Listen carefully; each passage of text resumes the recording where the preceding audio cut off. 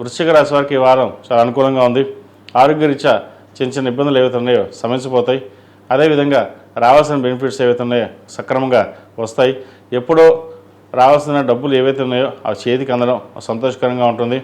అదేవిధంగా నూతన ఉత్సాహంతో మరింత ముందుకు సాగుతారు. నరదృష్టి అధికంగా ఉంది. బంధువర్గంలో కావచ్చు, సహోద్యోగులు కావచ్చు, బాగా కష్టపడుతున్నారని, బాగా ఎదిగిపోతున్నారని అనే భావన ఎక్కువగా ఉంటుంది. ఖర్చుల మటుకి అదుపులో ఉంచుకోవాలి. రూపాయికి 10 రూపాయలు ఖర్చు అయ్యే అవకాశం గోచరిస్తోంది. సప్తమ వ్యయాధిపతి అయిన శుక్రుడు ద్వితీయంలో ఉన్నారు.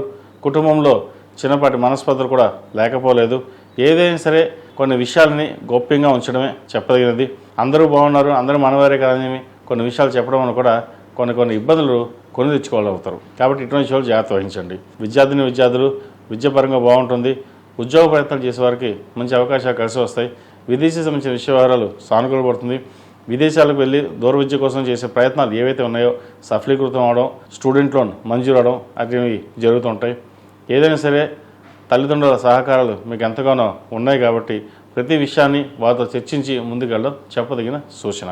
ఈ రాశిలో జన్మించిన స్త్రీలకు వృత్తి ఉద్యోగాల పరంగా, వ్యాపార పరంగా బాగుంటుంది.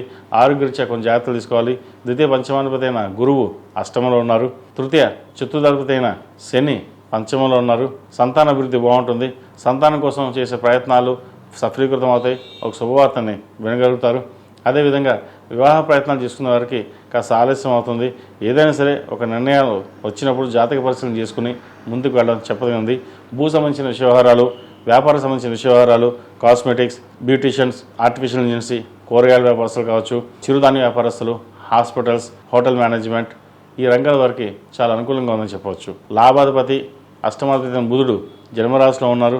ఏదో విధంగా అనుకోని స్థాయిలో డబ్బు రావడం అనేది ఏర్పడుతుంది. ఆ వచ్చిన ధనాన్ని సేవింగ్స్ వెళ్ళడం చెప్పదగింది. లేకపోతే అప్పటికప్పుడు ఖర్చు అవకాశాలు గోచరిస్తుంది. జాగ్రత్త వహించాలి. ఈ రాశి వారు ప్రతిరోజు ప్రతినిత్యం అష్టముల గతంలో దీపారాధన చేయడం, అదేవిధంగా సుబ్రహ్మణ్య అష్టకం పఠించడం చెప్పదగిన సూచన. ఈ రాశిలో జన్మించిన వారికి కలిసి వచ్చే సంఖ్య 3, కలిసి వచ్చే రంగు డార్క్ మెరూన్. ఏదైనా పని మీద బయటికి మంగళవారం కానీ శనివారం కానీ వెళ్ళండి. మంచి ఫలితాలు సంప్రాప్తిస్తాయి.